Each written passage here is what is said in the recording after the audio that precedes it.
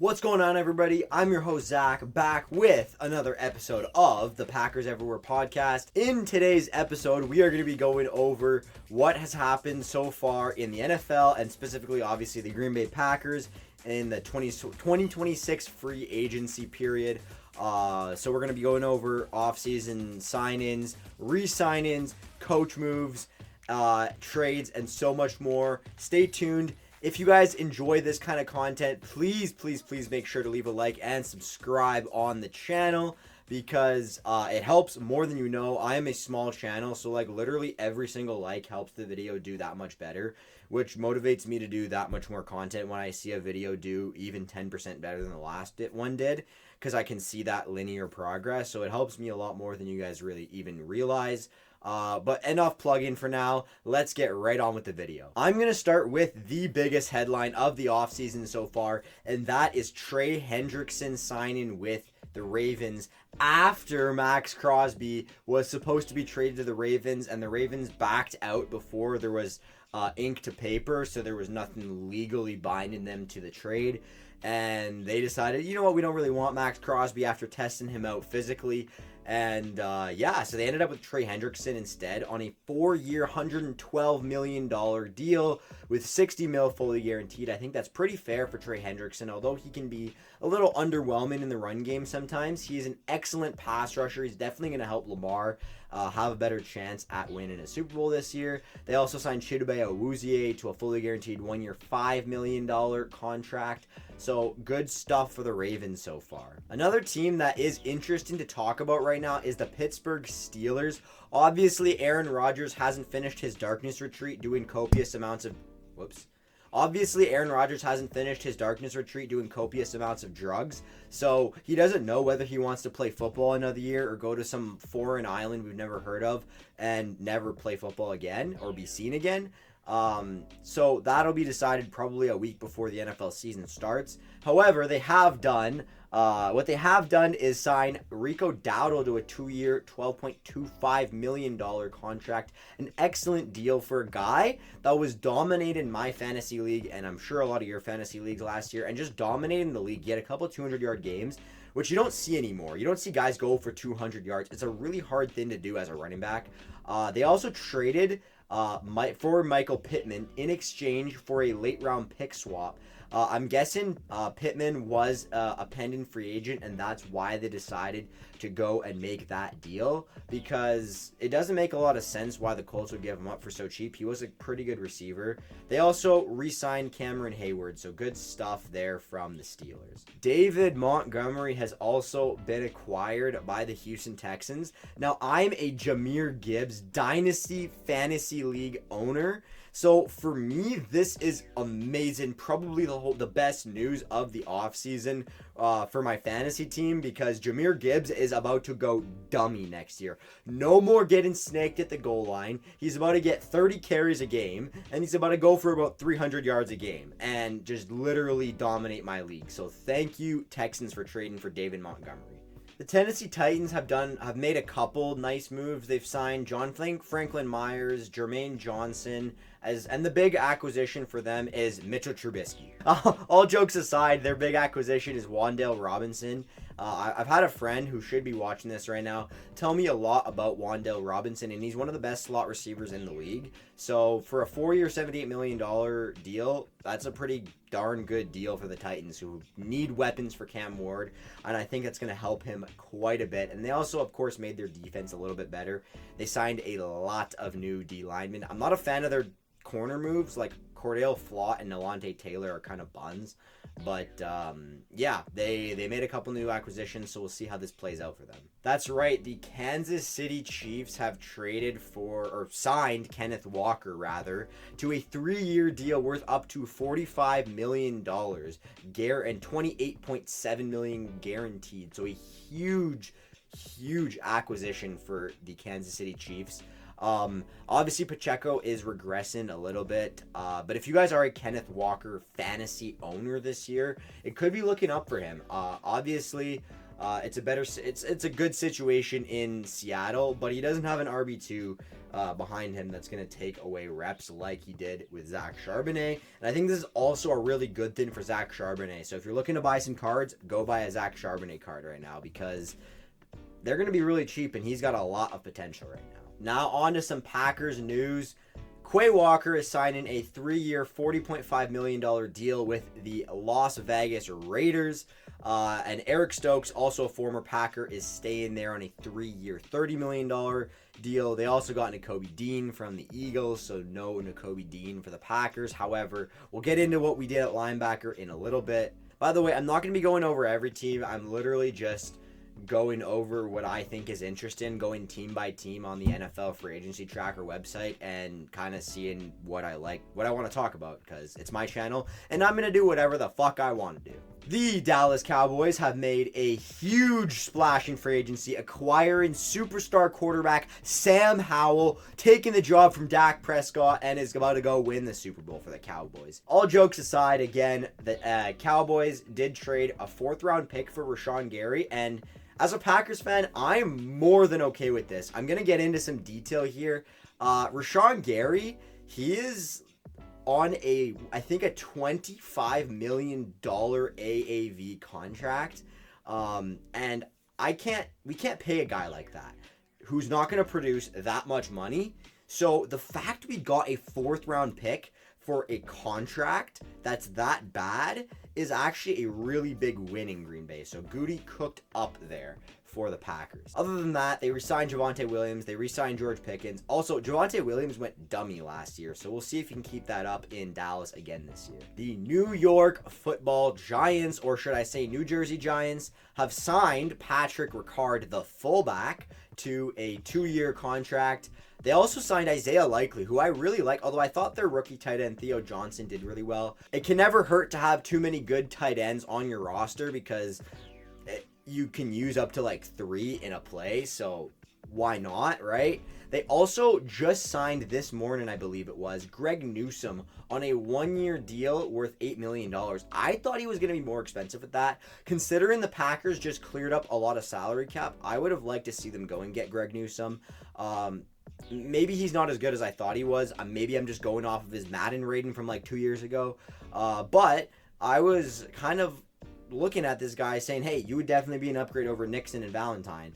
However, maybe he won't be. Maybe he'll absolutely suck considering he's playing in New Jersey this year. They also signed Tremaine Edmonds to a 3-year, $36 million deal. So good on the Giants for a solid offseason here. Tyreek Woolen also signed with the Philadelphia Eagles. I have a feeling he's going to get like 5 interceptions next year. Knowing how the NFL goes, he's going to get paid next year. On to the NFC North, the Chicago Bears signed Case Keenum, who is going to be their franchise quarterback, obviously, to a 2-year, $4.4 million contract. Khalif Raymond, Braxton Jones, Garrett Bradbury. These are solid depth acquisitions, so not bad at all. Neville Gallimore, no idea who you are. Devin Bush, DeMarco Jackson, and Kobe Bryant. The Kobe Bryant signed with the Chicago Bears, so maybe he'll be hogging the ball a lot this year. I don't know. The Detroit Lions signed Teddy Two Gloves, and it looks like Isaiah Pacheco was a free agent. I didn't realize that.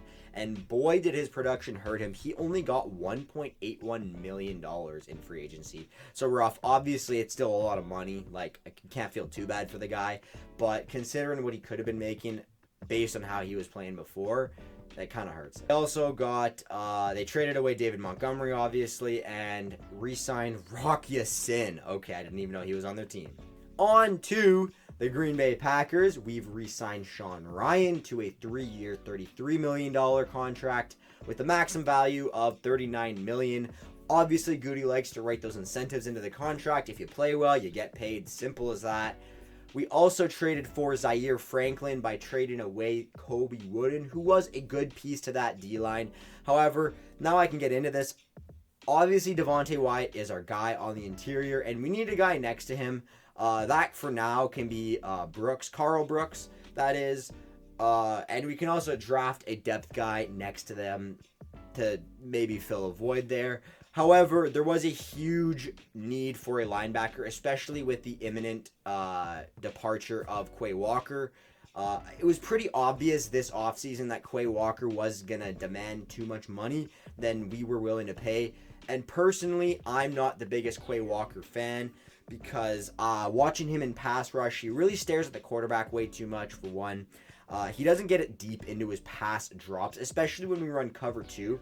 He likes to play the hole really shallow and gets beat over the top a lot and really stretches those safeties out, and I don't really like that. I'm hoping that's not a problem with Zaire Franklin. He's also really fast, that Quay Walker that is. However, he's not exactly the most sound tackler on the team. He does miss a couple tackles here and there. He's also not a bad tackler. However, I think Pro Bowler Zaire Franklin is going to be an upgrade over Quay Walker. And Kobe Wooden is also not nearly as valuable as Zaire Franklin. We also signed Benjamin St. Juste, a Canadian boy, so shout out to Canadian football talent and Canadian defensive back talent, my position, of course, who signed a 2-year, $10 million maximum value of $10.5 million contract with the Green Bay Packers this offseason. I think this is a great contract for both teams. He's a pretty young player still. He actually graded out as the best zone coverage corner in the NFL. And we can run a lot of zone, obviously, on the Packers because we have Micah Parsons, and the ball has to come out quick, and it allows our eyes as defensive backs to be on the opposing quarterback, read, get a break in the ball, turn the ball over a lot. Turnovers result in wins.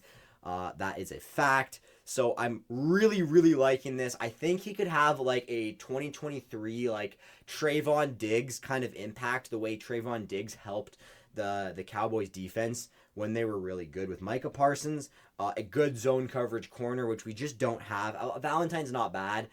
Nixon's obviously a man coverage kind of corner, which is why he takes some penalties sometimes. But I really think that St. Juste fills a need that we have. We can also go draft a corner 1. I would really like to see us release Nate Hobbs because I don't think he's doing anything for us. I think that incurring the dead cap penalty is going to help more than it's going to hurt right now because he did next to nothing last year, and it's just kind of underwhelming to watch him not even start for us. That's how bad he's been.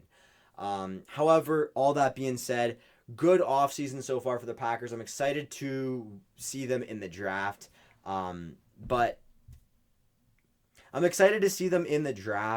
Hopefully we can go get a corner, maybe an edge rusher or a running back. I think those are our biggest positional needs. Oh, and interior O-line, not to forget that, because the O-line was underwhelming last year. Somebody that can go be a good run blocker because that was lacking last year. And finally, in the NFC South, the Atlanta Falcons signed Tua Tagovailoa to a 1-year deal worth veterans minimum. The deal cannot become official until the Dolphins release him on March 11th. I can't believe they haven't released him yet, but maybe they just need to wait. I don't know how this isn't tampering. I don't give a flying fuck. That's way too deep for me to actually care about. They also signed Jahan Dotson, which could be a good deal, to a 2-year, $15 million deal, so $7.5 per year. Not bad at all. And Kyle Pitts is going to be franchise tagged. They're paying him $15 million. That's ridiculous. What a bunch of idiots the Falcons are. The Carolina Panthers signed Kenny Pickett to a 1-year, $4 million deal. Could be a solid backup there behind Bryce Young. Hopefully he keeps developing.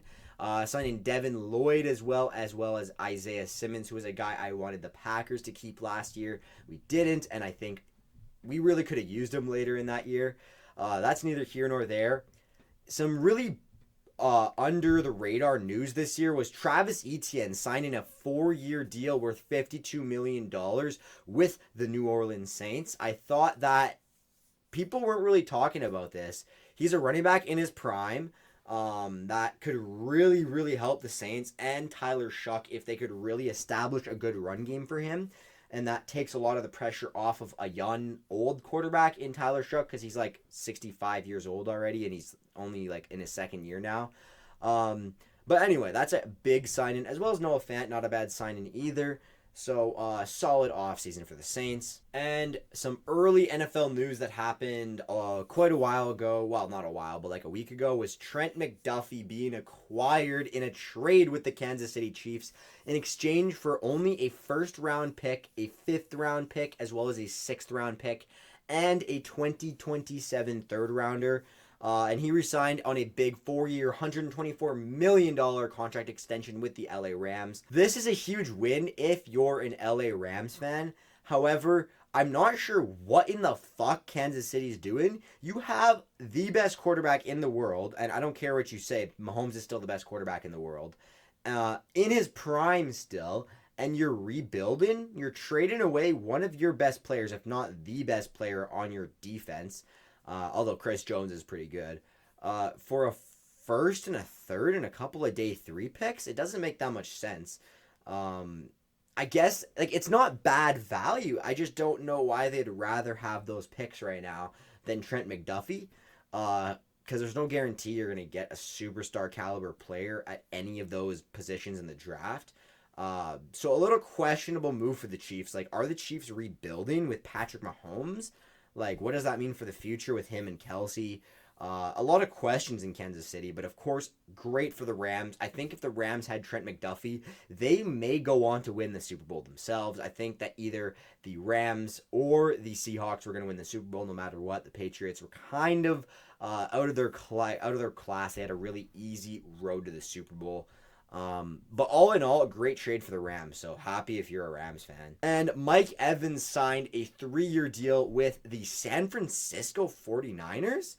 Yeah, I didn't see that one coming. Not really sure what to say. Like, he's really old. I don't know if this is the best thing for the Niners or for Mike Evans, although the scheme is really good in San Fran, so it can't be bad for Mike Evans. But he's an older guy. I just don't see it why the Niners are interested in him. He's just coming off an injury. They're known as the injury factory, and I don't know why you'd want Mike Evans as the 49ers. And the Super Bowl champions, Seattle Seahawks, I'll give them a little bit of love for winning the Super Bowl. They re-signed Rashid Shaheed. Obviously, he was there to a 3-year, $51 million contract. Re-signing Josh Jones and re-signed Joshua Jobe. So just a quiet offseason for the Super Bowl champions. And that is it. So quite an eventful offseason, to say the least. Couple more things I need to talk about. As I'm literally about to edit this, the Packers, who had released Elton Jenkins, I forgot to mention that. Elton Jenkins has just signed with the Cleveland Browns, so best of luck to him in Cleveland there. Okay, so again, as I am currently about to edit this, just grabbing a bunch of clips for this and screen clips. I realized I completely forgot to talk about the Bills and Dolphins and the Patriots and the Jets, like the entire AFC East, and I'm not going to just leave out a whole division. So let me quickly give you a recap. The New York Jets traded for their old quarterback, Geno Smith, as well as franchise tagging Breece Hall. Poor guy, literally cannot leave. Kingsley Enagbare has left to the New York Jets as well on a 1-year, $10 million contract, who I'm going to miss on the Packers because he was always a solid player. They've also acquired Minkah Fitzpatrick from the Dolphins, so I guess they think that they're a safety away from winning. Whatever the Jets think is best for them. New England Patriots, the runner-ups this year in the Super Bowl, signed Romeo Doubs to a 4-year, $70 million contract. Obviously, that's a little bit much. That's nearly $20 million a year for a guy that's really never had a 1,000-yard season, never had 10 touchdowns, never been an elite number 1 receiver, and he's getting number 1 receiver money. So I'm good on that. Matthew Golden, you're the guy. We'll see what you got next year. They've also signed Kevin Byard to a 1-year, $9 million contract, so that's pretty cool. And most importantly, the Miami Dolphins, who have taken head coach, what the fuck is his name? Oh yeah, Jeff Hafley from the Green Bay Packers, as well as our backup quarterback, Malik Willis, and signed him to a 3-year, $67.5 million contract. That is a lot of money. That is why we could not keep him around. You can't pay a backup quarterback $20 million plus per year. Congrats, Malik Willis. You deserve all the money. I hope you succeed in Miami with Jeff Hafley. And the Buffalo Bills just re-signed a bunch of players, and they also traded for DJ Moore, which is another one of those older trades I almost forgot about. They traded with the Chicago Bears for a second round selection. So really, I'm a little surprised because DJ Moore has number one potential, especially on the Buffalo Bills. But after all that, that's all I have for you guys. Roll the outro. There's probably going to be some more that goes on before the draft. I'll also give a full breakdown of what I want the Packers to do in the NFL draft. You'll see that video up on the channel soon. The draft is until April, so I've got some time. I've also got some other things going on in life I need to take care of right now. Again, reminder, I'm still a high school student, so bear with me with the upload schedule for now. Not that it's going to get better when I work a full-time job, because that's more important. Unfortunately, I'm really passionate about this. So again, leave a like and subscribe. Try to help the channel do better and see where we can take this, because this is a lot of fun doing this kind of video for you guys. As of right now, I'm in the middle of editing a Madden series for you guys. Episode 1 will be coming out in the next couple days, not tomorrow. I'm extremely busy tomorrow. Sorry, guys. But yeah, I'll be making a Madden series where I rebuild the Green Bay Packers for you guys. So that's going to be coming out. Just to give you guys a little bit of an idea what we're doing. I'm also getting paid soon from work. So I'm going to probably buy another NFL box of cards. Let me know in the comment section down below how you guys want me to do that. Like, do you guys just want like a whole video dedicated to that? Or do you want me to like throw in like a box opening into a video? I'm good with either. I just like really enjoy opening cards, and like I want to incorporate into my channel. So however you guys want me to do it, let me know in the comment section down below, because I am kind of curious. With that being said, I won't take any more of your time today. I appreciate each and every one of you for watching this video. If you guys want to see more, check it out. It'll be right on your left right now, I believe. The left hand side of your screen will be a couple recommended videos, as well as the subscribe button right there for you. That's all, though. Have a great day, and peace out, folks.